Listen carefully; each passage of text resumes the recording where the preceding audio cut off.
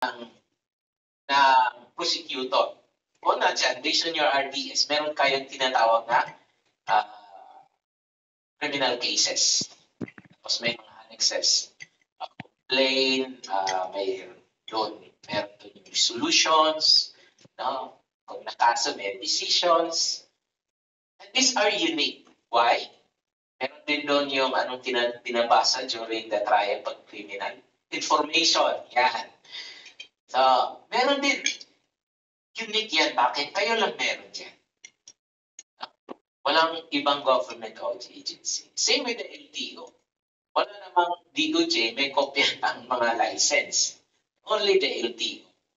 Kaya every agency should have their own agency records disposition schedule.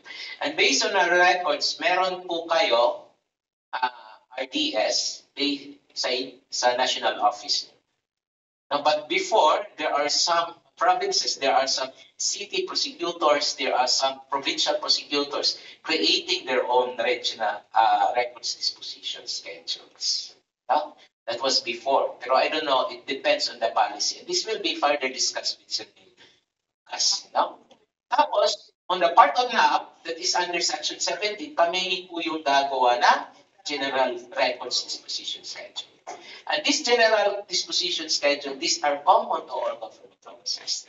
Marami tayong in common. Una, meron kayong butchers, meron din kami. Meron din kami. BTRs, meron din kami. So these are under the GRDS. We discussed now further. Because take note, this is under Section 17. Now, disposal of public records. Now, pag sabihin po natin disposal of public records, meaning to say, bawal po tayong mag-request, bawal po tayong mag-dispose ng records without securing written authority from the Executive Director of the National Archives of the Philippines. Pag sabihin po bawal, meaning to say bawal talaga. That is under Section 18 of RA 9470. So, disposal of public records. Now, authority for dispositions. Now, under Section 19, it mentions on RA 9470 what are those authority of dispositions. Meaning to say, meron yung National Archives, binigyan po siya ng authority for disposition. And what are those authority for disposition? These are transferring of your own issue ng authority for disposal. Aside from that, is meaning authority to transfer records to the National Archives. Diba, magta-transfer po kayo, no? Na inyong mga records, no? To the National Archives of the Philippines. Yan. Hingi muna kayo ng authority. Now, ito yung pinakamaganda. No? Nakalagay doon sa implementing rules and regulation po ng RA 8470 na once mag-retire po yung isang empleyado ng gobyerno, official po ng isang gobyerno, you have to turn over those records to the next employee. Meaning to say, gagawa po tayo ng procedures or palisiya, every government offices, pag mag-retire, no?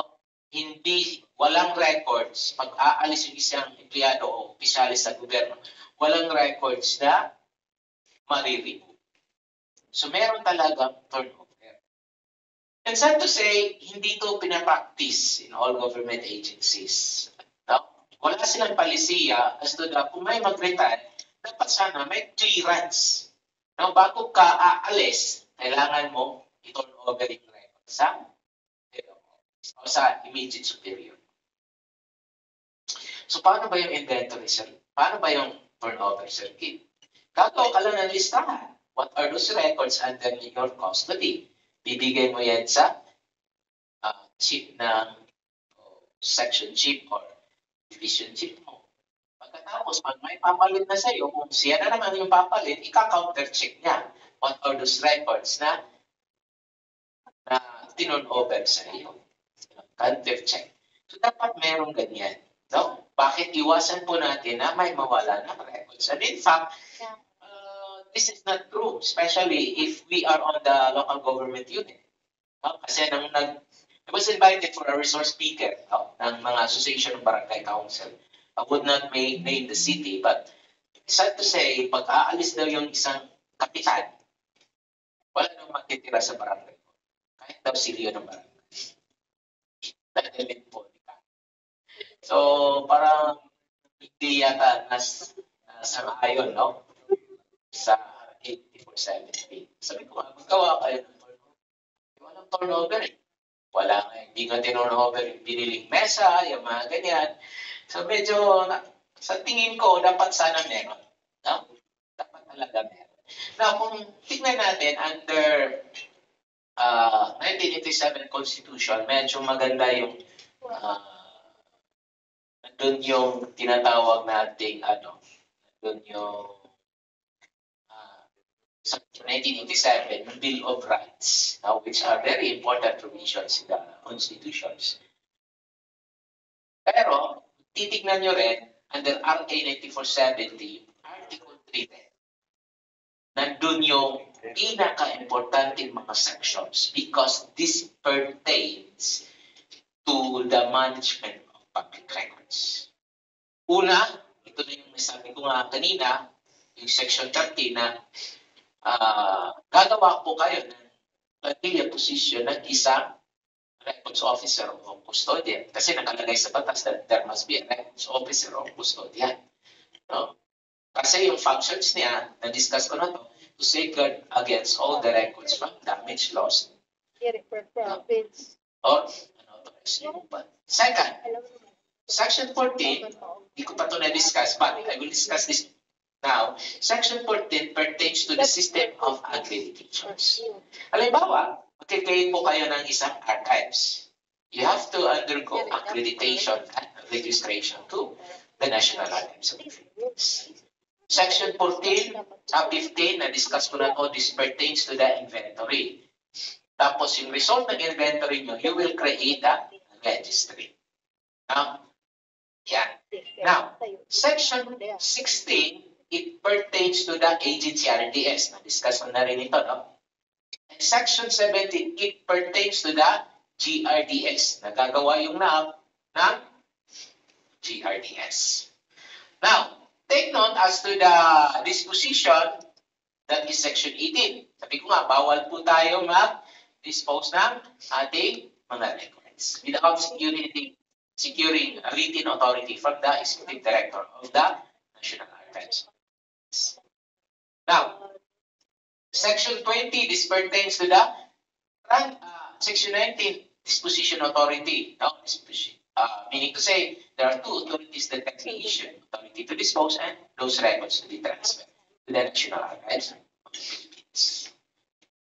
Now, aside from that, Section 20, these are transfer, no, ng ating mga records. So, yung mga records that more than, sabi ko nga kanina, non-current records more than 30 years, you can transfer it to the National Archives. But as to the transfer procedure, this will be discussed bukas, no? On the afternoon. Actually, ako sana yung speaker yung bukas afternoon, but I have some important appointment. Medyo nauna pa sa inyo. So kaya iba yung speaker yung bukas. But he will further discuss as to the transfer of records. Paano ba kayo mag-transfer dito sa Regional Archival Networks ng mga records niyo?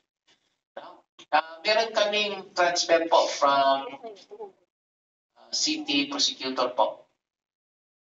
Dito sa Cebu City yata. Transfer po kami ng mga records. City Prosecutor. Then we have yung mga different transfer ng mga records, no? Different transfer.